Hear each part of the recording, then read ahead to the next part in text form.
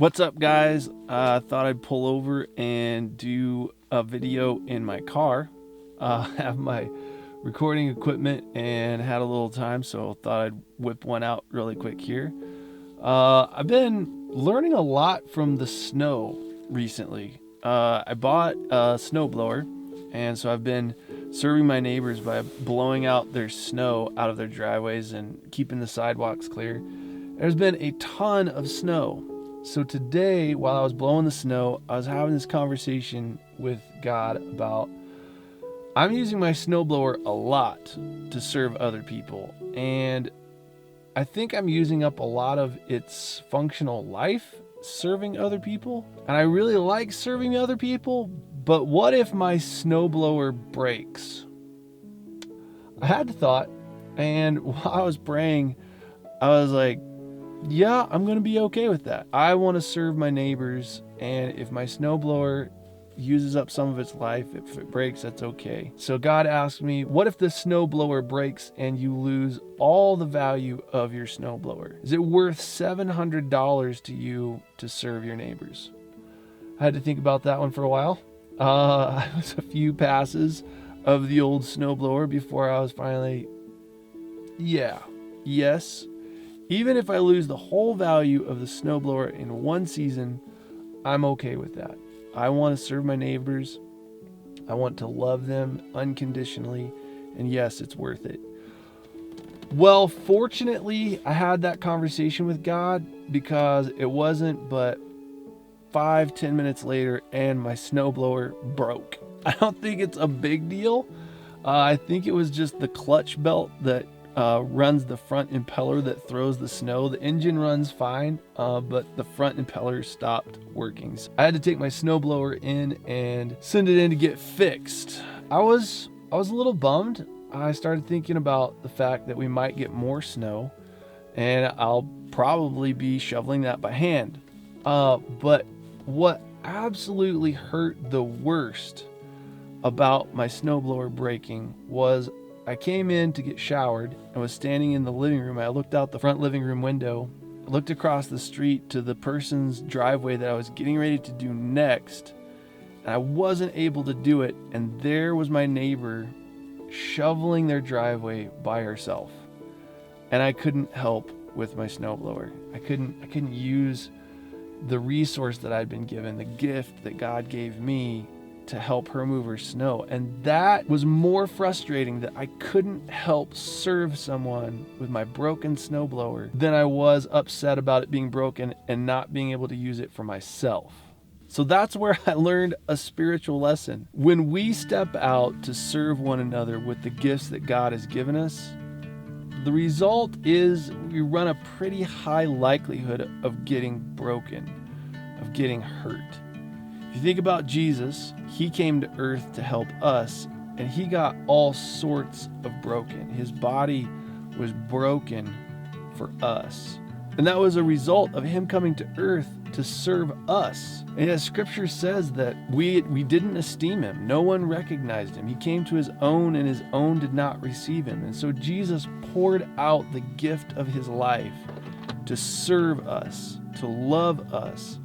And his life was broken while no one recognized his love, while no one appreciated his service to humanity. And so I was really challenged in my person on how I serve people. How do I serve people with the gifts that God has given me in encouragement or teaching or love or any other gift that he's given me? How do I serve people? Do I serve people to the extent that it doesn't eat into my energy, it doesn't eat into my gifts? It serves them, but it doesn't take usable life out of my gift? Am I willing to serve people to an extent where I'm broken, that I'm hurt, and they don't recognize my service? But am I willing to serve people in that space? That's a hard question.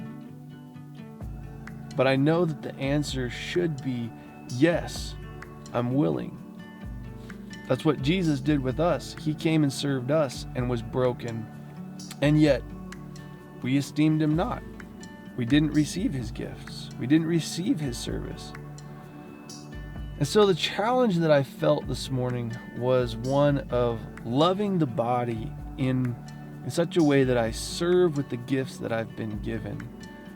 And that when I am broken, that rather than being upset and hurt about how I've been broken or how I've been hurt or how my gifts have been hampered, I want my heart to be in a space where I'm more concerned that other people that I get to serve aren't receiving the benefits of my gifts. That I make the emphasis about getting healed sooner so that I can help other people, rather than withdrawing and getting healed and then not connecting with people to teach them a lesson. If I can stand in my front living room and watch my neighbor shovel her snow and be more upset that I can't serve her because of my broken snowblower than I am concerned that it's broken, if I can experience that in the physical, how much more should I experience that in the spiritual, as the areas of my life that are broken through serving other people, that I would be more concerned about the fact that I can't serve them currently with my gifts than I am about being broken and hurt. I know there's a lot of talk today about people who have been hurt by the church. And if that's you, I want to say I'm so sorry that you've been hurt by those who are in the church, that you've experienced a brokenness as a result of being in a community of people and trying to love them and serve them. But my encouragement for you is, rather than running away from serving others in the body, rather than withdrawing from your neighbor and saying, because I was broken, I'll never serve them again, I would call forth Christ's person in you to feel the deep ache of not being able to serve those that you've been empowered to serve. That you could see the parts of the body that are struggling to lift the things that you can easily just blow to the side without even breaking a sweat. And that your heart would be moved by the fact that because of your brokenness, because of your hurt, that it's made it impossible or difficult during this time to reach out and serve them. And that Christ would compel you by his love, that you would be impassioned to become healthy, to be healed, so that you can go back to serving those around you. Guys, that's what I learned with a snowblower in the snow. Man, it is snowpocalypse out here. If you can't see all this, boom, I cannot expose correctly for that. It's completely blown out. It is just white. But that's what I learned from snow, a snowblower, and breaking it with my neighbors. Hopefully you guys are encouraged. I hope you have a blessed day and forge on loving people even in their brokenness and your own. Blessings on your day, guys. Love you.